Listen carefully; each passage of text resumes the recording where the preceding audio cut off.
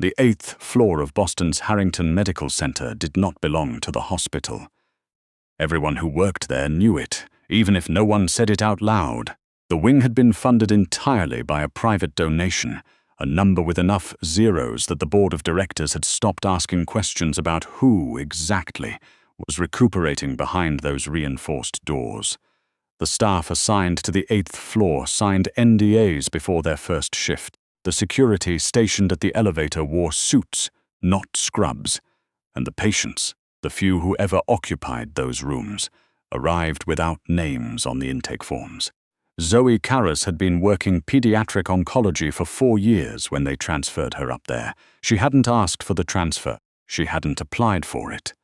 One Tuesday morning, her supervisor had pulled her aside, handed her a lanyard with a new badge, and told her she'd been selected for a specialized long-term care assignment.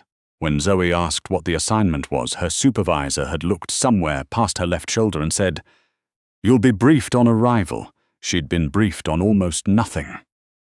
What she knew, the patient was a 7-year-old girl named Hazel. What she knew. Hazel had been admitted 3 weeks ago following what the chart described as an acute deterioration event. What she knew, Hazel's father was someone important enough that 2 armed men stood outside the door to her room at all hours, and that whenever Zoe asked the attending physician, Dr. Emmett Price, a direct question about the treatment plan, he gave her an answer that didn't quite fit the question she'd asked. What she didn't know was why a child who had been stable for 6 days kept getting worse. Zoe noticed it on her 3rd shift. Hazel's numbers would improve overnight. Oxygen saturation climbing, heart rate settling, color coming back to her cheeks in a way that made Zoe think they were turning a corner. Then, sometime in the early afternoon, the slide would begin again. Subtle, the kind of thing that looked like normal fluctuation if you weren't watching closely. But Zoe had spent 4 years watching children fight for their lives, and she knew the difference between a body struggling to heal and a body being quietly pushed back down. She flagged it to Dr. Price on a Thursday. He reviewed the chart, nodded slowly, and adjusted Hazel's IV drip rate. "Absorption variance," he said. "Not unusual at this stage of recovery."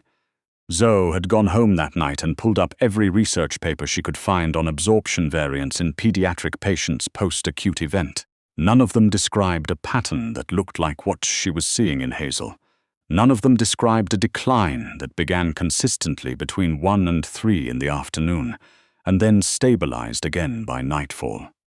She went back to the floor the next morning with a legal pad and started writing down times. She hadn't yet met Hazel's father.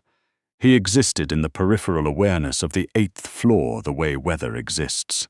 You felt his presence in how people moved, how they spoke, how quickly they straightened up when the elevator doors opened. His name, she'd gathered from a fragment of overheard conversation, was Nikolai Strand. She'd gathered from 2 other fragments that he ran something with a great deal of money attached to it, and that the men outside Hazel's door reported to him personally.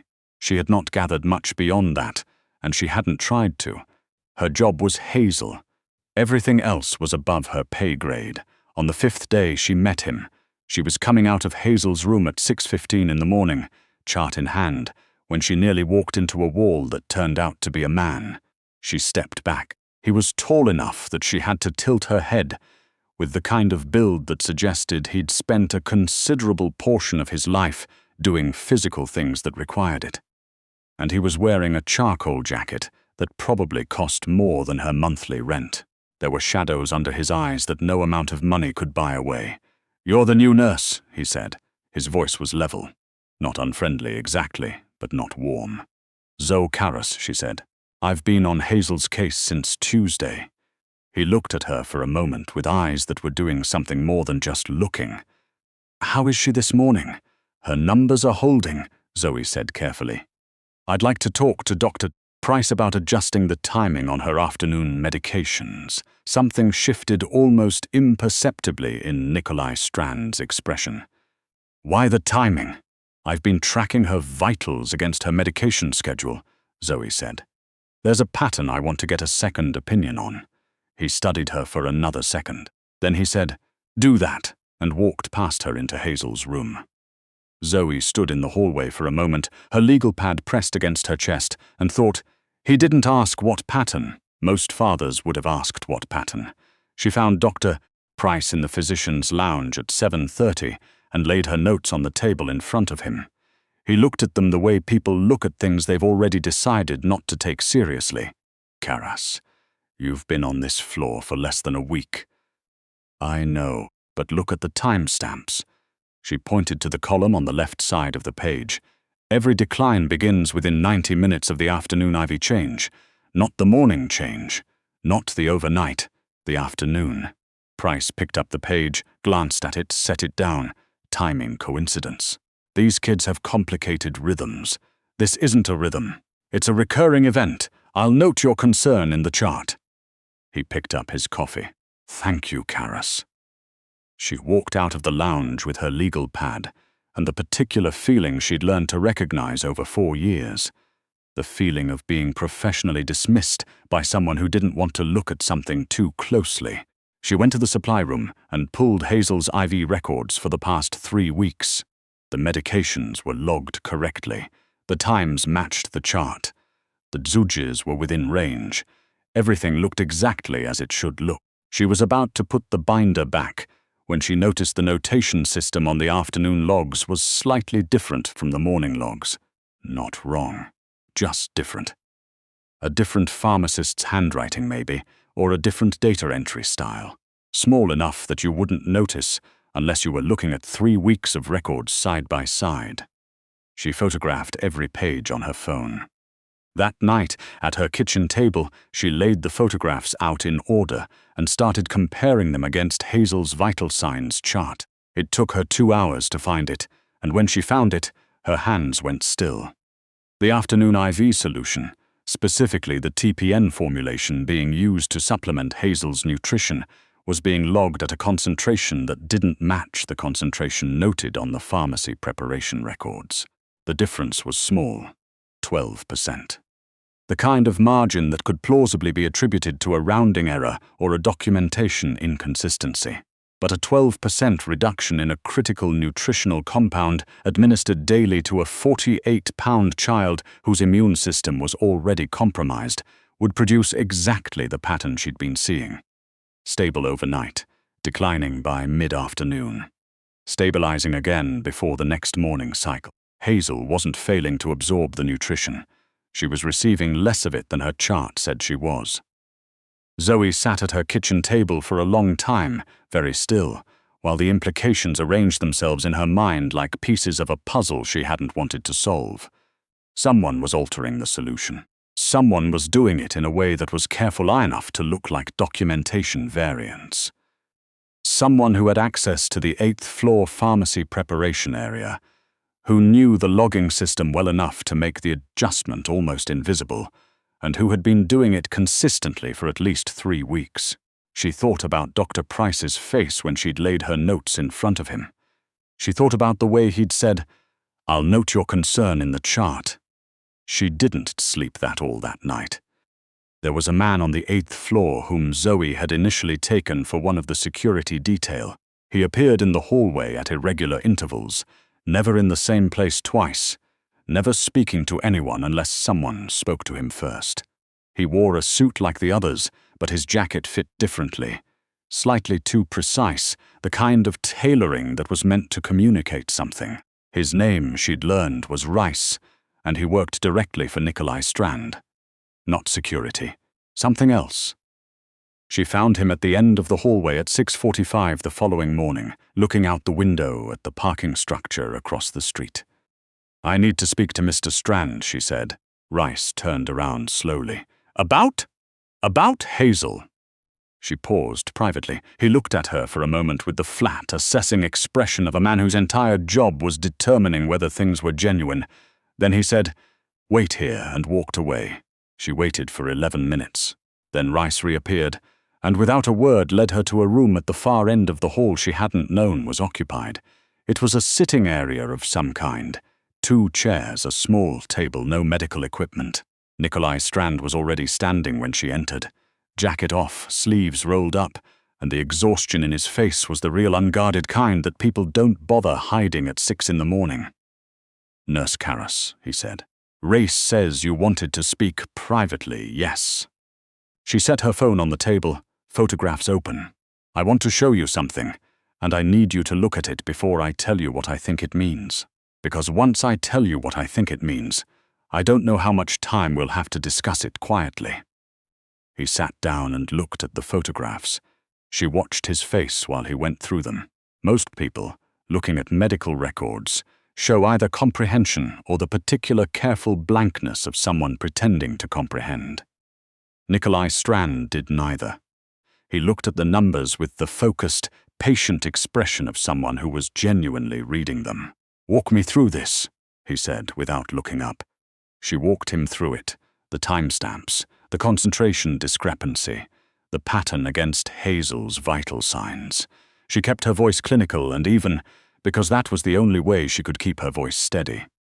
When she finished, he was quiet for a moment. Then he said, "Who has access to the afternoon preparation cycle?" "Pharmacy staff, the attending, and one clinical coordinator who manages IV changeovers on this floor." "Price. I don't know yet," Zoe said carefully. "I know something is wrong with the record. I don't yet know who's responsible for the discrepancy, but you have a suspicion." She didn't answer that. Nikolai stood, not agitated, controlled. The stillness of a man who had learned a long time ago that visible anger was a resource you spent carefully. "I need you to keep doing exactly what you've been doing," he said. "Your normal rounds, your normal schedule, nothing that would signal a change. If the afternoon cycle runs today as planned, it won't." He picked up his phone. "Not the same solution, Mr. Strand." She waited until he looked at her. "If you move on this in a way that alerts whoever is responsible before I can document it properly, it becomes very easy for someone to make this look like measurement error. Or like I misread the records." He looked at her steadily. "What do you need?" 48 hours, she said, "and access to the pharmacy preparation logs for the last month, not just the last 3 weeks." He was quiet for a moment that stretched long enough that she became aware of how early it was, how quiet the floor was, how much she was betting on a man she'd met 48 hours ago. "You have it," he said. The additional records arrived in her email at 9 that morning. A complete pull. She had no idea how he'd managed it that quickly, and she decided not to ask. She spent her break and her lunch going through them in the staff bathroom with the door locked, cross-referencing against the concentration logs she'd already photographed. The altered logs went back 6 weeks, 2 weeks before Hazel's acute event, before whatever had brought her to the 8th floor in the first place. And the handwriting, or rather the data entry pattern, matched one user's login credentials on the pharmacy system. She couldn't access the user ID directly, but the entry timing and the keystroke pattern from the system metadata was consistent enough to be someone who knew the system's audit gaps. She photographed everything. At 3:15 that afternoon, she was performing Hazel's scheduled vitals check when the door to the room opened, and Dr. Price came in with a tablet under his arm and a look on his face that she had learned to recognize as the particular expression of a man performing competence. "Afternoon check," he said without acknowledging her. "All stable," Zoe said. "Saturation 97, heart rate 68, temperature 36.4, good." He tapped something on his tablet. "I've adjusted the afternoon IV protocol. The new formulation should be running within the hour." Zoe looked at the tablet. "A new protocol. Optimization." He still wasn't looking at her. "Based on the lab results from yesterday." She knew there had been no new lab results from yesterday. She had reviewed Hazel's chart at 6 that morning and again at noon. The last lab panel had been 2 days ago. She said nothing. She finished the vitals check and left the room. She went directly to the supply corridor, where she photographed the current IV bag on Hazel's preparation tray. The one that had been prepared this morning, before Price arrived, and the new bag that had appeared on the tray with a handwritten label that did not match the pharmacy system's standard labeling format. Price had brought his own bag. She stood in the supply corridor for exactly 30 seconds, heart beating in a way she was consciously trying to manage, and then she went to find Rice. What happened in the next 4 hours Zoe would later think of as the period when the 8th floor stopped pretending. Rice listened to her for 40 seconds, asked one question. "Is the bag still in the supply corridor?" And then made a phone call in a language she didn't speak. 12 minutes later, 2 men she hadn't seen before were on the floor. 17 minutes after that, Nikolai Strand arrived, and the quality of the air in the hallway changed in the particular way that air changes when someone with real authority enters a room. Dr. Price was located in the physician's lounge at 4:42. Zoe was not in the room when that conversation happened.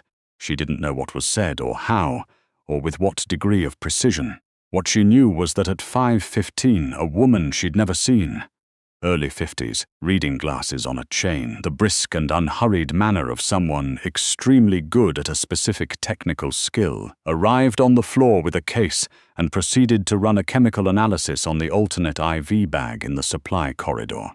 At 6 o'clock, the woman handed Nikolai Strand a printed result. Zoe was standing 12 feet away, and she couldn't see the paper, but she could see his face, and she watched something move across it.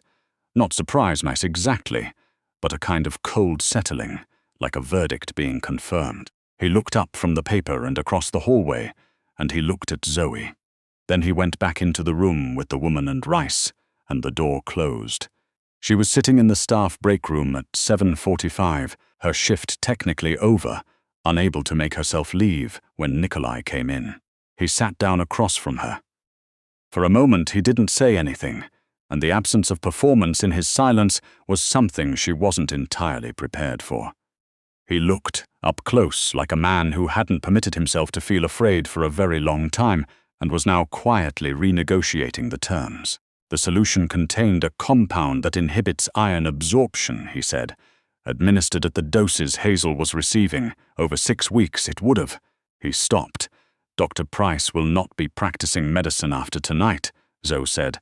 She needs a full nutritional workup. Her iron and ferritin levels, B12, folate, all of it needs to be re-baselined with correct supplementation. The damage is likely reversible if we start immediately. I know. He looked at her. I have a physician flying in tonight, someone I trust. Good. She paused. Can I ask? Did you know something was wrong before I flagged the records? You weren't surprised when I walked you through the pattern. I knew something wasn't right, he said. The doctors I brought in before Price couldn't explain her decline. I was told there was no explanation, that these things sometimes happen. He was quiet for a moment. I had started to believe them. Zoe thought about Hazel's face that morning, the way she'd smiled at the stuffed rabbit on her pillow when she thought no one was watching. She's going to recover, Zoe said, and she meant it not as comfort but as information. Nikolai looked at her steadily. Because of you, because she's strong, Zoe said. I just paid attention. He was quiet for a second. Most people who work on this floor don't ask questions. I know, she said. That's the problem with this floor. Something flickered at the corner of his expression. Not quite a smile, but adjacent to one. Yes, he said. It is. He stood. He started to say something, stopped, and then said it anyway. Whatever you need. For your career, for whatever you need. You have it. She thought about how to respond to that and decided the honest answer was the only one worth giving. What I need is for Hazel to be on a proper protocol by morning rounds. He nodded. Once.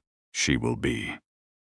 The physician who arrived that night was a pediatric specialist out of Johns Hopkins, who's had, as far as Zoe could tell, been on a plane within an hour of Nikolai making a phone call. By 10 o'clock, Hazel was on a corrected nutritional protocol with a full monitoring panel running. By 11, her numbers were already beginning to do something different. A slow, tentative improvement that felt, to Zoe, like the difference between a plant being given water and a plant remembering that water was possible. She stayed until midnight because she couldn't not.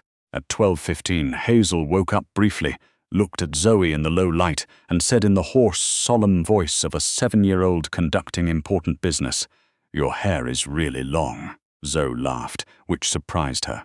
"I know. I keep meaning to cut it." Hazel considered this. "Don't," she said with the authority of someone who had given the matter serious thought. and then she went back to sleep. Zoe transferred back to pediatric oncology 6 weeks later. She'd requested it herself. The 8th floor had its own rhythms and its own rules, and she had understood from her first week that she was not built for sustained work inside a world where questions were professionally dangerous.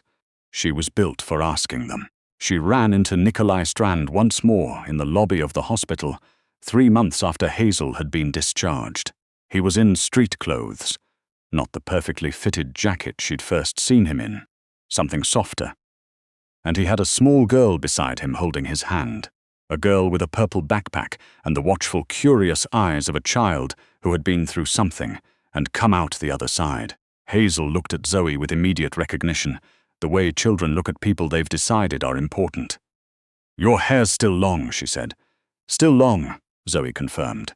Hazel appeared deeply satisfied by this. Nikolai looked at Zoe the way he'd looked at her the night in the break room, with the focused, unguarded honesty of someone choosing to be seen clearly. "She asks about you," he said. Zoe crouched down to Hazel's level. "How are you feeling?"